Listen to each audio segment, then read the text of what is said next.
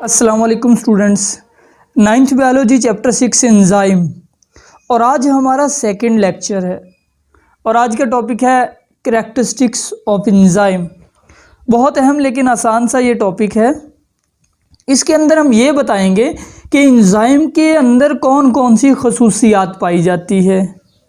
ठीक है, तो सबसे पहले तो एंजाइम को डिस्कवर किसने किया था? देखिए, पहली बार 1878 में एक जर्मन फिजियोलॉजिस्ट था। फिजियोलॉजिस्ट उस बंदे को कहते हैं जो फिजियोलॉजी पढ़ता है और फिजियोलॉजी में हम बॉडी के फंक्शंस को स्टडी करते हैं। ठीक है, तो जानदारों के फंक्शंस की स्टडी करने वाला बंदा फिजियोलॉजिस्ट कहलाएगा। उस फिजियोलॉजिस्ट का नाम है विनहेलम कोने। कई लोग इसको गलत पढ़ते हैं, ये लफ्ज़ वेनहेलिम है। ठीक है, विनहेलम, कई लोग इसको विलियम पढ़ लेते हैं। विनहेलम कोने, इसने पहली बार यूज्ड द टर्म एंजाइम, यानी एंजाइम का लफ्ज़ इस्तेमाल किया था। याद रखें, इसने लफ्ज़ इस्तेमाल किया एंजाइम का, यानी पहली बार इसने ये कहा कि एंजाइम नाम की कोई चीज़ है जो जानदारों में पाई जाती है। हाँ, इसने डिस्कवर एंजाइम को नहीं किया था, इसके 3 साल बाद एंजाइम डिस्कवर हो गया था पहली बार। अब एंजाइम की प्रॉपर्टीज़, एंजाइम की पहली प्रॉपर्टी ये है कि एंजाइम आर ग्लोबुलर प्रोटीन। आपने इस तरह से हेडिंग्स बना लेनी है जैसे मैंने बनाई है। पहली प्रॉपर्टी एंजाइम क्या है? ग्लोबुलर प्रोटीन है। अब आपको पता है कि प्रोटीन जो है ये जानदारों में पाए जाने वाले एक मॉलिक्यूल की किस्म है। ठीक है, और ग्लोबुलर का मतलब होता है गोल, यानी एंजाइम जो है ये एक गोल प्रोटीन है। अब गोल से मुराद क्या है? दरअसल कोई भी जो प्रोटीन होती है ना, वो अमाइनो एसिड से मिलकर बनती है। सपोज आप समझ ले, ये एक अमाइनो एसिड है, ठीक है, ये दूसरा अमाइनो एसिड है, ये तीसरा, यूं अमाइनो एसिड जो है ये चेन के अंदर जुड़ जाते हैं। अमाइनो एसिड एक चेन्स के अंदर पहले जुड़ते हैं और लीनियर चेन बनती है। अच्छा, अमाइनो एसिड की ये जो लीनियर चेन है ना, जब अमाइनो एसिड काफ़ी सारे मिल जाए उस मॉलिक्यूल को हम कहते हैं प्रोटीन। दरअसल प्रोटीन अमाइनो एसिड से मिलकर बनती है। अब अमाइनो एसिड ये एक लीनियर चेन में जुड़ गए, इस प्रोटीन को हम ग्लोबुलर प्रोटीन नहीं कह सकते। ग्लोबुलर प्रोटीन ऐसी प्रोटीन होती है जो 3 डायमेंशनल हो, यानी कि अमाइनो एसिड अगर सीधी लाइन में जुड़ गई, ये लीनियर प्रोटीन है, लीनियर ग्लोबुलर नहीं हो सकती।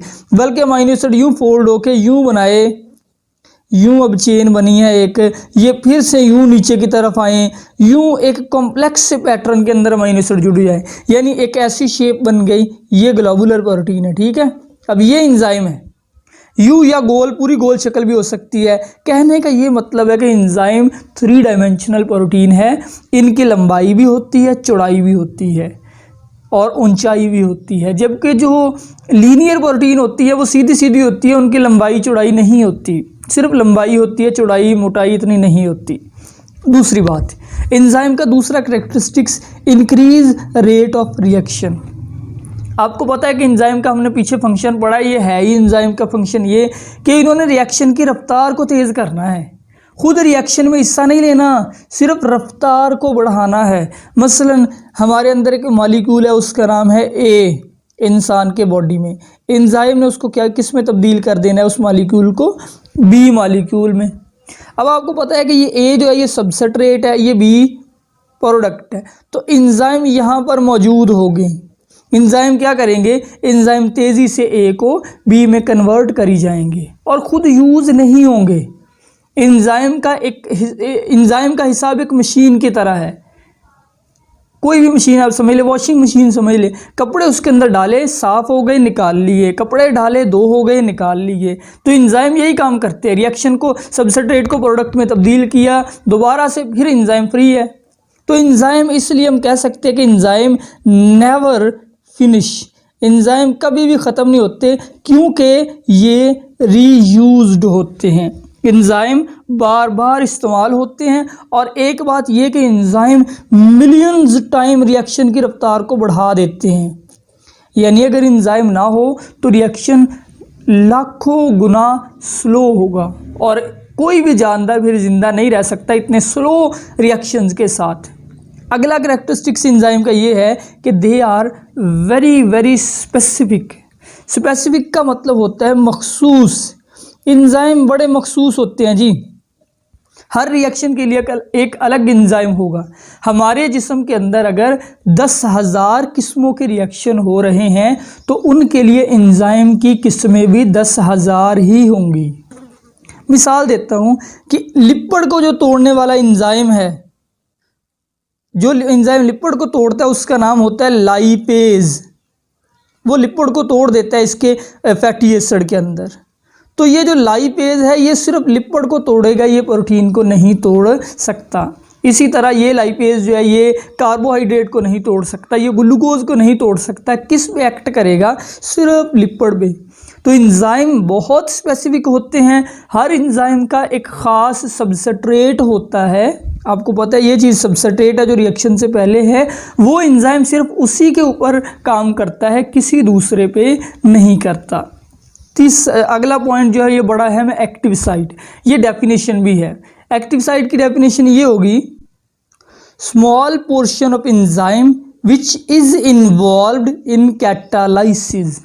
यानी एंजाइम का वो छोटा सा हिस्सा जो कैटालाइसिस का मतलब होता है रिएक्शन को तेज करना। जो रिएक्शन को तेज करने में हिस्सा ले रहा है, सिर्फ उस हिस्से को हम कहते हैं एक्टिव साइट, यानी काम करने वाला हिस्सा। यूं देखें कि ये एक समझ ले एंजाइम है, ठीक है। ये सारा ग्लोबुलर प्रोटीन का बना हुआ है। इस एंजाइम का अब ये जो छोटा सा हिस्सा है, सिर्फ ये हिस्सा, ये हिस्सा एक्टिव साइट है।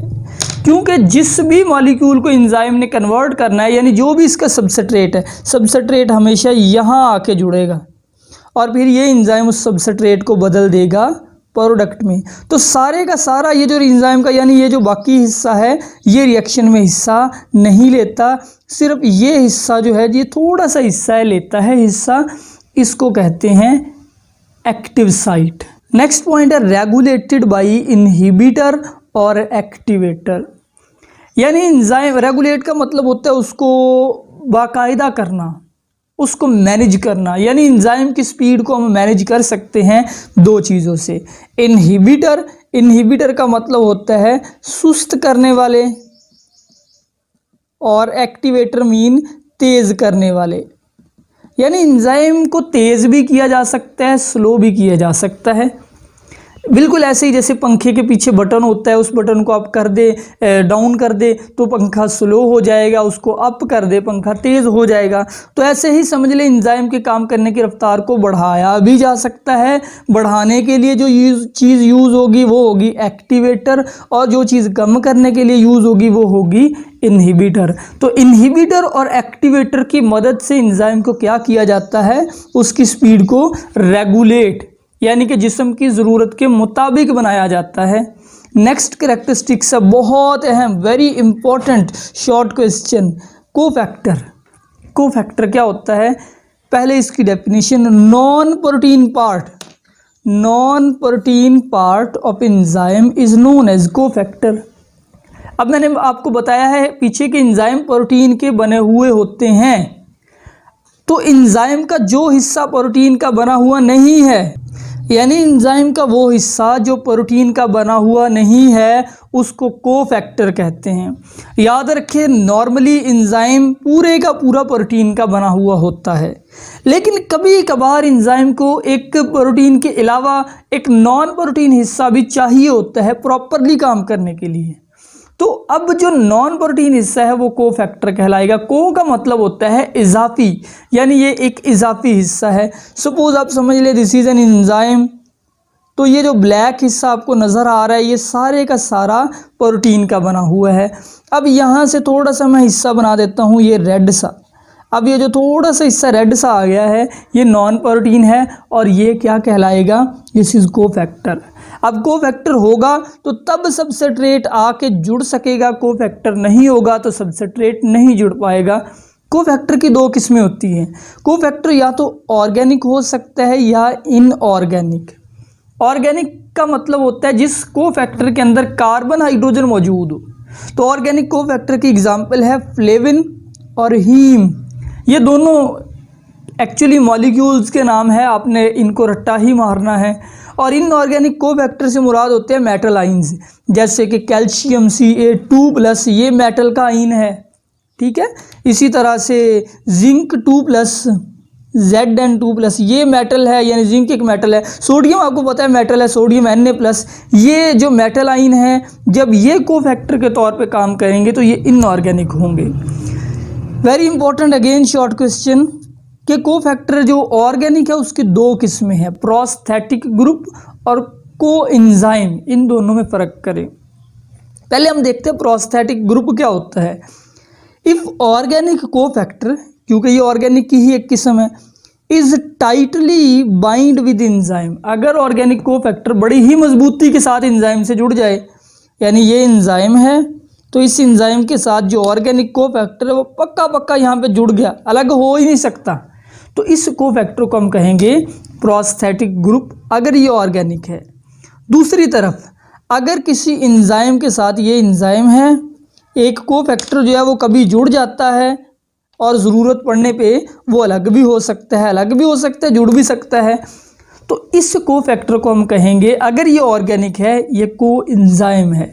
यानी डेफिनेशन ये होगी कि if organic cofactor is loosely attach, फ़र्क सिर्फ लूजली और टाइटली का है, प्रोस्थेटिक ग्रुप टाइटली अटैच होता है, ये लूजली अटैच होता है। तो इसकी एग्जांपल ये आपने याद रखनी है एमसीक्यूज़ के तौर पर, riboflavin, thiamine, folic acid, riboflavin, thiamine, folic acid, ये तीनों जो हैं ये कोएंजाइम है।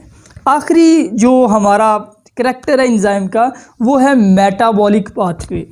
कुछ एंजाइम जो है वो मेटाबॉलिक पाथवे भी बनाते हैं। मेटाबॉलिक पाथवे का मतलब ये है कि series of enzyme working together, जब कई सारे एंजाइम जो है वो इकट्ठे काम करें, सीरीज़ का मतलब होता है तरतीब से एंजाइम वर्किंग टुगेदर यानी इकट्ठे काम करें। सपोज एक मॉलिक्यूल है ए, उसको हमने बदलना है डी में बदलना है, लेकिन ए से पहले वो तब्दील होता है बी में, बी के बाद वो सी में जाता है, सी के बाद वो डी बनता है, डायरेक्टली ए से डी नहीं बन सकता। अब क्योंकि ये 3 स्टेप्स पर मुश्तमिल रिएक्शन है तो हर स्टेप के लिए एक अलग एंजाइम होगा। यहाँ वाले एंजाइम को हम कह लेते हैं E1, E2, E3। अब ये जो एंजाइम एक सीरीज़ में काम कर रहे हैं, इस सीरीज़ को हम कहेंगे मेटाबॉलिक पाथवे। तो अब एंजाइम E1 को देखें, E1 का सबस्ट्रेट A है, इसने इसको B में तब्दील कर दिया। अब जो सेकेंड एंजाइम है देखें, इसका सबस्ट्रेट कौन सा है, इसका सबस्ट्रेट है B, प्रोडक्ट C है, ठीक है। तो यानी जो पिछले एंजाइम का प्रोडक्ट था वो इसका सबस्ट्रेट होगा, इसी तरह जो इसका प्रोडक्ट है वो C है और वो अगले एंजाइम का सबस्ट्रेट होगा। तो ये जो एक सिलसिला बन रहा है, इस सिलसिले को हम कहते हैं मेटाबॉलिक पाथवे। ये था आज का लेक्चर। अगर कोई क्वेश्चन किसी के जहन में है वो कमेंट में पूछ ले। अल्लाह हाफिज़।